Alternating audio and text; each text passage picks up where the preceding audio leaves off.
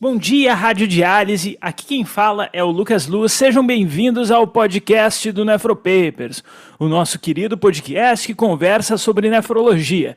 Nefrologia misturada com hospital, com consultório, com clínica, com UTI, cardiologia e assim por diante. O nosso assunto é nefro, seja para estudante, para profissional experiente, para todo mundo. E hoje estamos aqui, eu e a nossa querida Maria Amélia, Meia, nossa queridíssima Meia. Boa, e aí, pessoal, tudo bem com vocês? Luz, eu acho que a gente veio hoje falar de um assunto que é muito do dia a dia, que assusta muita gente, e eu acho que tem motivo mesmo para assustar, né? Então, Meia, a gente vê que o assunto é cascudo quando ele começa nas próprias definições. Então, hoje a gente vai falar sobre hematúria, né? Então, nós temos duas formas clássicas de dividir a hematúria, em macro e microscópica, e em glomerular e não glomerular. E daí, obviamente, o diagnóstico mais fácil que nos salta aos olhos, ou aos olhos do paciente, né, são as hematúrias macroscópicas, em que, às vezes, o próprio paciente põe o olho na urina e vê, opa, minha urina está vermelha. Nisso, já deixaria um disclaimer, que assim como nem tudo que brilha é ouro, nem toda urina vermelha é hematúria. Então, lembrar que alguns corantes e alimentos podem causar urina avermelhada. Algumas drogas, como a rifampicina, que também é usada em tratamento para tuberculose e outras coisas, como algumas meningites, profilaxia para meningite principalmente, o piridium e a doxirubicina. E também tem algumas outras condições que podem causar alteração no metabolismo do próprio pigmento M, como a nossa bruxaria ali, a porfiria intermitente, principalmente no quadro agudo. Dito isso, se for hematúria mesmo, aí necessariamente nós temos que excluir as causas urológicas, né, de hematúria macroscópica. E nós vamos incluir, então, o cálculo, aquele cálculo que se desloca e acaba ferindo ali o ureter, o famigerado câncer de bexiga, que é muito mais comum em tabagistas e em pacientes com contato com solventes, pintor de antigamente, algumas plataformas de óleo também, o cara que fumava e pintava aí ao mesmo tempo, também um diagnóstico que a gente não pode deixar passar. Quem lida com pós-operatório de cirurgia urológica sabe que câncer de bexiga, quando vai para a cistectomia, é um pós-operatório sempre delicado. Depois, é claro, câncer de rim, pielonefrite e assim por diante.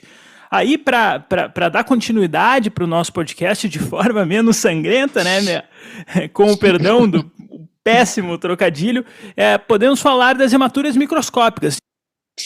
Luz, antes da gente tratar disso especificamente, assim, eu acho que, como você falou, a hematúria macroscópica, ela salta aos olhos, tipo, ela assusta muito o paciente. Não quer dizer, obviamente, que seja um caso grave, mas a gente tem que excluir primeiro a gravidade. Mas, como você gosta de falar, eu queria falar de algumas bruxarias também. Tem sido comum diagnóstico, né? Não é que a doença tenha se tornado mais comum, mas tem sido comum fazer mais diagnóstico de endometriose. E só estar atento que alguns pacientes, por exemplo, têm implantes ou próximos do ureter ou próximo de bexiga e pode ser uma causa de hematúria ou micro ou macroscópica. Eu sei que é bem menos raro, mas só para deixar aí uma coisa para a gente não esquecer. Eu tenho visto casos recentemente, isso me chamou a atenção. Beleza, Mé. Então vou levar aí para o meu consultório, para minha pergunta, para minha história. Quando eu encontrar uma paciente do sexo feminino, se a hematúria tem correlação com o período menstrual, então pensando aí em endometriose. Então, fora essa causa que é menos comum, a gente tem que pensar em outras coisas que são mais frequentes, né, que podem acontecer em mulheres também. Então, o prolapso pélvico também não é uma coisa a se desprezar, pode ser uma causa de hematúria. Uma hematúria microscópica, usualmente, não são tantas hemácias assim, mas só para a gente estar atento a outros diagnósticos, acho que é importante. Ótimo, muito bem lembrado, né, Mé? Lembrar que em prolapso pélvico aí pode chegar até 10%, por exemplo, de hematúria. Então, em algum momento a gente vai ter que definir hematúria, né? Que a gente pode definir hematúria microscópica, então, a partir de 2 ou mais hemácias por campo grande de aumento na microscopia. Então, quando tu vai no campo de grande aumento ali, tem que ter suas 3, 4, 5 hemácias, tá? chamamos de microscopia por um motivo evidente, né? O sujeito se apresenta com uma urina que parece ser normal, mas quando vai no microscópio tem sangue, e que é a definição da hematúria microscópica, que pode ser um sinal de uma gama muito, muito, muito ampla de condições, desde infecções urinárias até doenças renais mais graves, e que pode ser transitória ou persistente, tá? A prevalência da hematúria macroscópica vai variar muito de acordo com a população de estudo. Isso acontece também porque em alguns lugares, e eu sei que o Japão era um deles, eles faziam uso aí da urina tipo 1 ou do EQU, do EAS, como um exame de screening. E outros lugares fazem apenas para contextos clínicos. Então faz sentido aí que a prevalência nas populações pareça ser diferente. O fato é que na literatura 2/3 dos casos podem ser transitórios. O que exige então um segundo exame para confirmação. Então a gente vai lá, faz aí, procura o sangue no grande aumento e depois confirma ele. Então a ideia aqui é a gente confirmar o diagnóstico antes de chamar o paciente de hematúria, né, Mé? Sim, acho que é um ponto importante que você falou, realmente, sim, o Japão, também lembro desse dado, assim, o Japão é um país que faz muita urina para várias situações, então, assim, o limiar para você encontrar hematúria, se você procura mais, lógico, é diferente de quem faz só quando você tem uma queixa ou em alguma situação clínica específica. De qualquer forma, eu só, assim, falaria realmente da importância de um diagnóstico precoce, né, acho que quando a gente trata de hematúria, a gente está falando de uma gama de doenças que são benignas e malignas. Malignas que eu falo não são oncológicas, né, mas que podem ter um prognóstico pior ou podem precisar de intervenção mais rápida. E eu acho que a gente tem que falar aqui de hematúria glomerular, né, quando está falando disso. Hematúria glomerular, que a gente está, quando a gente trata, mais uma vez, eu falo que também entra nesse espectro. Tem doenças que são doenças benignas, tem doenças que precisam de um tratamento rápido, tem um prognóstico pior. Então, o que define, quais são características, né, que a gente pode pensar na hematúria glomerular? Então, é a questão de presença de dismorfismo eritrocitário, é um dado bem importante. Então, é muito importante ter uma urina confiável quando a gente está investigando hematúria, presença de cilindros hemáticos, e uma coisa que pode chamar a atenção é a presença de proteinúria concomitante. É isso aí então, Mé, são os 3 cavaleiros do apocalipse glomerular, né? Da hematúria. A presença concomitante das proteínas, os cilindros hemáticos e os dismorfismos, né? Pena que não é sempre que eles estão presentes, né? E outra coisa que eu queria chamar a atenção, que a gente fala isso dos cilindros, fala da proteinúria, do dismorfismo eritrocitário, só lembrando que a presença de proteinúria não quer dizer que aquela hematúria seja glomerular ou que eu tenha lesão glomerular. O que eu quero dizer com isso? Se eu tenho uma hematúria muito importante, eu vou ter proteína positiva. Tá? Isso não quer dizer que eu tenho uma proteína, tipo assim, uma lesão glomerular que está causando aquela proteína. Isso é uma coisa que é importante a gente frisar bem, né? Pelo fato de eu ter uma hematúria importante, só pelo fato de ter a presença lá de grande quantidade de hemácias, eu posso ter uma proteína positiva. Eu já tomei uma bronca na residência por causa disso, inclusive, só para a gente estar bem atento mesmo. Tá? Essa daí eu nunca vou esquecer. E outra coisa, assim, que quando a gente fala de hematúria, está falando de hematúria glomerular, acho que a primeira coisa que vem é a nefropatia por IgA.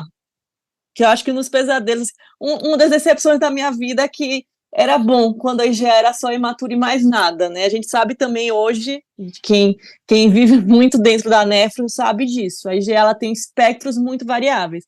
Pode ser desde uma hematúria realmente assintomática, que não vai me causar dano nenhum, até uma rapidamente progressiva, né? Então, isso me chama, isso me vem à cabeça para a gente estar sempre atento. IgA não é doença, nem sempre é uma doença do bem, né? A gente tem uma porcentagem até significativa de pacientes que podem evoluir para TRS, tipo, em torno de 20% em alguns dados, podem evoluir para TRS em 2 décadas ou mais. E mesmo no pós-transplante, a gente tem um risco também de recidiva de IgA. Não é uma causa de recidiva precoce, mas num transplante tardio, ela pode voltar e aí pode cursar realmente com proteinúria, casos mais ou menos graves.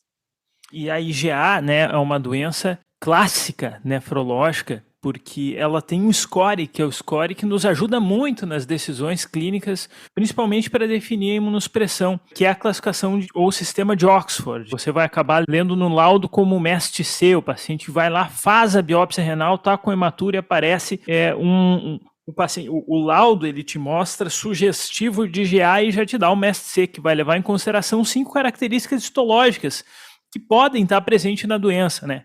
A primeira delas, que é muito clássica, é a hiperplasia mesangial. A gente olha ali o mesanjo com mais de 3 células ali agrupadas, chama isso de hiperplasia. A proliferação endocapilar, que vai sugerir uma doença ativa aí, vai até nos sugerir, vai sugerir a imunossupressão, a presença de esclerose segmentar e presença de fibrose túbulo intersticial, e além dessas 4, uma quinta que é o crescente, né? E a presença do crescente, assim como da proliferação endocapilar, que sugere atividade da doença e nos torna quase imperativa a imunossupressão. Os pormenores da imunossupressão e os avanços na descoberta da etiopatogênese da lesão poderiam até dar pano para manga por um episódio inteiro, né? Então, acho que tá bom de GA, a gente pode já passar para a próxima doença, né, Mé? A gente não pode esquecer da doença de membrana fina, que é uma doença rara. A gente tem um acometimento da membrana basal dos glomérulos, que vai também levar a um quadro de hematúria. Alport também é uma outra causa, né, de uma glomerulonefrite hereditária. Então, a gente tem aí alguns dados que podem nos ajudar no diagnóstico, além da presença da hematúria, a presença de uma história familiar, que muitas vezes está característica lá, e alguns pacientes podem cursar também com um déficit auditivo. Mea, eu queria chamar a atenção aí para o público, porque eu tinha sacaneado um pouco, falado de biópsia renal, que é uma coisa ultra específica, né? E toda vez que a gente faz uma biópsia renal, não todas as vezes, mas na grande maioria dos serviços, a gente olha para a biópsia e se pergunta: nossa, será que eu preciso mandar essa biópsia aí para a eletrônica, Mea? O que a gente faz, será, com o paciente com hematúria? Então, em algumas situações, então, se eu tenho, por exemplo, uma membrana fina aí, em algumas situações a gente precisa sim da eletrônica, né? Nem sempre o diagnóstico vai estar tão claro, tão fácil quanto, por exemplo, a rapidamente progressiva que a gente tem na IF, predomínio de IgA. Então, algumas vezes, em algumas situações, a gente pode precisar sim da eletrônica, cito aí a questão da membrana fina, e também acho que a gente vai entrar num terreno um pouco arenoso, mas às vezes fazer teste genético também. Com certeza. Tu vê que quando a gente olha uma hematúria, a gente sempre fica com medo de uma rapidamente progressiva, ou então de uma IgA, que pode ser essa IgA do mal, e na classificação de MSC, não precisa de eletrônica para fazer a classificação prognóstica, mas para um diagnóstico de membrana fina aí, a pessoa tem que literalmente medir ali em nanômetros ali, a membrana para dar esse diagnóstico. Eu acho fundamental falar de genética um pouco mesmo, né?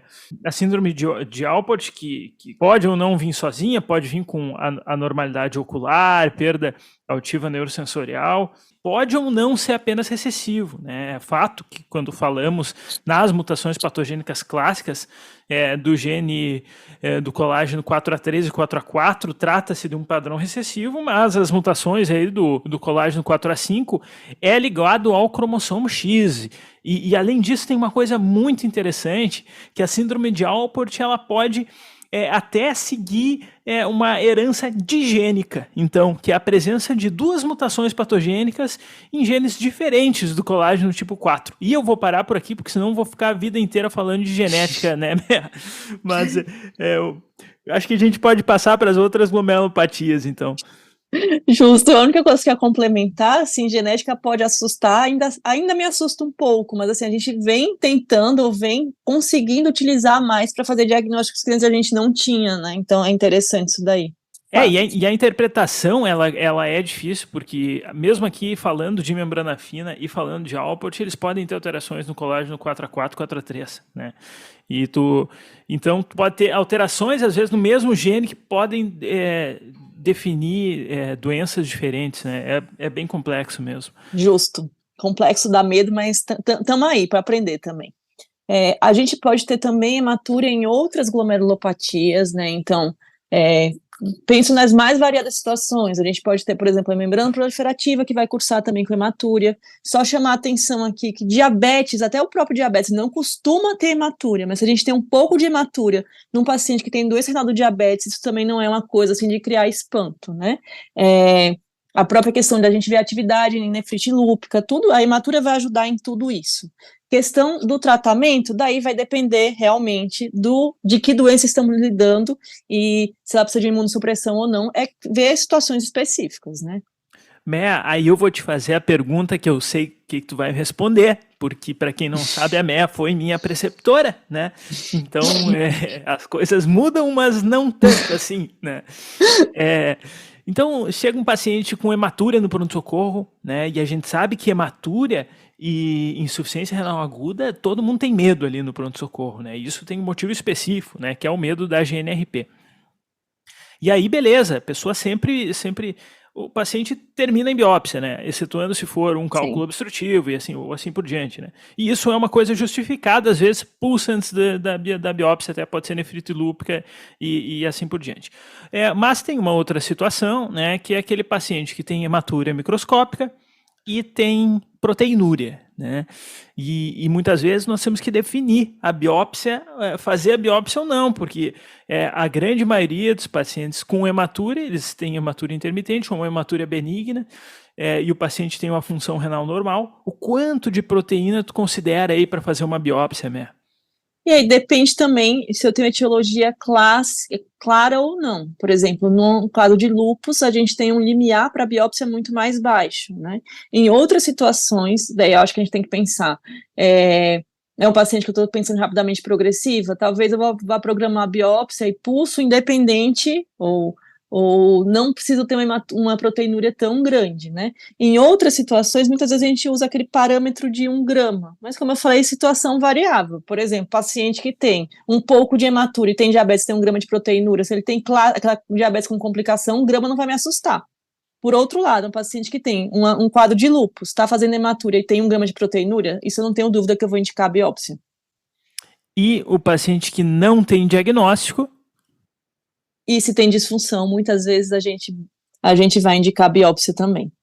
Eu queria falar só de uma causa que pode causar hematura macro ou microscópica. Muitas vezes pode ter proteinúria classicamente ortostática associada, que é o nutcracker, né? A síndrome de quebra-nozes. Eu sei que também não é o diagnóstico corriqueiro, mas para a gente estar atento mais uma vez, que o paciente pode ter hematúria, pode ter proteinúria, e essa proteinúria muitas vezes não depende da grande quantidade de hematúria, né? A gente não sabe muito bem o mecanismo dessa proteinúria, mas pode acontecer proteinúria ortostática. Então, outro exemplo de hematúria com proteinúria que não necessariamente estou pensando na doença glomerular. Nutcracker, que é aquela famosa, é rara, mas acontece muito, né? Exatamente. E só de uma curiosidade do Nutcracker, assim, que muitas vezes o paciente vai começar a investigação de hematúria, o diagnóstico não é feito usualmente por cistoscopia, mas às vezes a gente pode ver o sangramento vindo só de um lado do ureter, que é a esquerda, né? Então, para a gente estar atento para esse diagnóstico mesmo.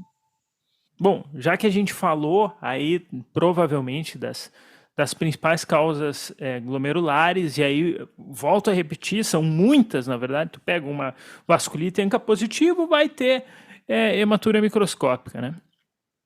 Depois a gente pode passar, então, para as outras, né? Para as causas não glomerulares, né? A gente já falou um pouco aqui, eu queria chamar a atenção também para a questão da neoplasia, né? Para a gente não esquecer desse diagnóstico. Você falou muito bem, Lucas, uma coisa que chama atenção, assim, para a gente pensar em neoplasia de bexiga, aquele paciente que é tabagista, nos acende os olhos. Lembrar também quem trabalha com solvente. Eu tenho uma história para contar da graduação. Eu lembro Nós muito queremos disso. ouvir. Lembro muito que eu estava na graduação, o paciente estava investigando uma hematura macroscópica e tinha 30 e poucos anos. E assim, não era tabagista, não trabalhava com tinta, nada disso, mas tinha um consumo de loló, tipo lança-perfume loló muito elevado. Inclusive, ele fabricava para vender para os amigos, então ele tinha contato com solvente. Muito triste isso, assim, mas foi um caso que eu nunca esqueci. Então, para a gente estar atento a essas outras epidemiologias que também são positivas. Inclusive até, né, isso, história recente também da minha enfermaria aqui. O cara chega na emergência com famosa dor torácica, infarto com supra, né, ganha um stent, duplo antiagregado e começa com hematura, né? o cara já Nossa. infartou porque era tabagista, né? Então ele já tem o fator Sim. de risco, e aí é o clássico, né? Ou então o cara faz uma FA, começa aí a tomar, tem um Chas-Vasque alto, né? Aparece no consultório, é referido por um colega porque começou a hematura depois dos anticoagulantes, cistoscopia e câncer de bexiga, né? E depois Sim. o manejo do pós-operatório dos pacientes é muito difícil, porque bexiga sangra muito, suspender a anticoagulação também do cara que tem um Chas-Vasque alto também é complicado. Tudo isso Nossa, para dizer, difícil mesmo. para dizer que no paciente idoso, né, principalmente no tabagista, não dá para pôr a hematúria aí na conta do anticoagulante, não fazer cistoscopia é importante e não é pouco relevante, né? Então, e por aí a gente vai, né? Depois a gente vai ter litíase, né? A gente tem litíase, sim, outra causa importante, os pacientes que chegam com hematúria, né? Podem chegar no pronto-socorro com hematúria, como você falou, então a gente tem que tem que lembrar de excluir esses diagnósticos, né? Lembrar que é quase no primeiro dia da dor, o paciente chega com dor e hematúria, né? Dor lombar. Dos pacientes que têm litíase renal, quase 100% vão ter hematúria microscópica. Tem uma outra situação que tem cara, às vezes, de cálculo renal, mas não tem cálculo renal, tá? É uma outra causa de hematúria que pode mimetizar, então, a litíase, que é a trombose da veia renal. Nessa aí, a hematúria que vem do rim, pode até fazer coágulo no ureter e causar dilatação a montante. E aí o paciente vai fazer literalmente uma cólica nefrética. Tá lá descrito, chega o paciente com cólica nefrética no pronto-socorro, uma dor. Aí o plantonista, que é malandro, né, já passa para um canto ali, já toca um opioide, e o paciente dizendo, eu tô com muito sangue na urina, doutor. Aí acontece o seguinte caso, né? A morfina entra no corpo, o paciente queixa um pouco de náusea e logo melhora. Nossa, doutor, passou com a mão. O plantonista orgulhoso não olha a tomografia, chama o residente para se palestrar ali, que vai ver o tamanho do cálculo e vai ver se tem indicação de bipauro. E quando abre o exame, a TC de baixa radiação, porque o paciente tem um MC baixo, pode fazer uma TC de baixa radiação, um método de escolha, não tem cálculo nenhum, né? Então, Nossa, sim. Então é uma vergonha ali que o cara passa, né? Ele pergunta para o paciente se esse não urinou ainda nada desde que chegou no pronto-socorro para ter eliminado o cálculo. O paciente não urinou. Então a conduta a gente sabe, né, Mé? Finge que vai pegar um café e tal. E volta e pede a gente já conhece. Isso, pede para o colega chamar o residente e para ir acompanhar outro caso, né? Então, lembrar que quando parece, isso aqui tem cara de litíase renal, uma dor lombar com hematúria e tem toda a cara de hematúria, e aí tu vai lá e faz a tomografia, tu não enxerga nada e o paciente continua com hematúria, considere...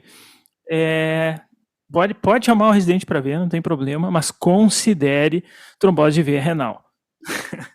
Verdade, diagnóstico é importante, acho importante isso mesmo, porque muitas vezes a gente fala, é litíase, cara, às vezes não é, né? Nem você falou, tá lá toda alteração, continua com dor, não tem cálculo nenhum, talvez pensa, porque podem ter outros diagnósticos. Lembrei uma coisa que pode dar uma causa de hematúria microscópica também, que é o infarto renal, né? E costuma cursar com dor abdominal também. A tomografia sem contraste pode não dar o diagnóstico, mas só para a gente lembrar aí de outra causa que pode cursar com hematúria microscópica, inclusive. E depois nós temos as ites, né? Sim. Pielonefrite, estamos aí. Uretrite também, né? Lembrar disso daí. Para a gente não esquecer, não passar batido. Então, pacientes com infecção urinária, eles podem cursar pela inflamação de bexiga ali, ele pode cursar com hematúria, mais comum, mais uma vez, em mulheres, até porque cistite é muito mais comum em mulheres.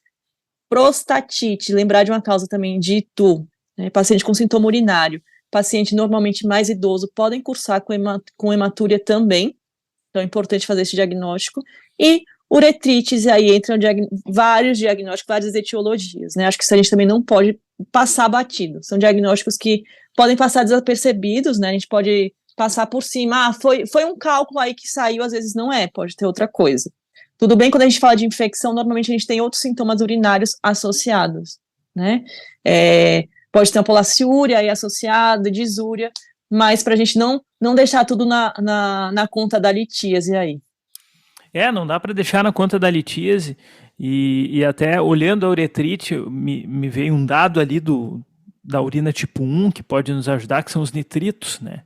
Proteus é um germe que é formador de cálculo, é fazedor de prostatite e de uretrite, e tá ali, às vezes, essa pista aí na nossa frente, a gente não observa. Acho que é isso, muito né, bem lembrado. Não falamos nada, mas falamos muito de hematuria aqui para o pessoal. Com isso aí, acho que dá para se virar, dá para começar uma investigação, lembrar hematuria macroscópica e depois hematuria microscópica, hematuria glomerular e não glomerular, as principais causas de não glomerular e as principais de glomerular, né? Acho que sim, falamos bastante coisa, sim. O que eu levaria aí de take home message é você procurar, assim, gravidade, né? Não deixar esse diagnóstico, não deixar essa oportunidade de diagnóstico precoce passar, principalmente para aquelas doenças que são mais graves e precisam de um tratamento mais rápido. Hematuria é um exame barato, né? Na verdade, um exame razoavelmente barato. Tu olha ali, bate o olho, hematuria, e já tem que pensar, assim, numa gama de possibilidades que podem abrir. Bom, pessoal, esse é o nosso podcast aí de hematuria. Quem curte a página, curte o podcast aí, puder nos ajudar a compartilhar. A gente sempre agradece e sempre se programa para o próximo. Um grande abraço aqui, meu e da Mer. E bom dia, Rádio Diálise! Até o próximo, pessoal! Esse podcast tem o objetivo de educação médica. As informações aqui prestadas exprimem as opiniões dos seus integrantes no momento da gravação. Não esqueça que a medicina constantemente. Não utilize as informações ouvidas aqui como conselhos médicos para si ou para outros. Em caso de necessidade, procure opinião médica direcionada.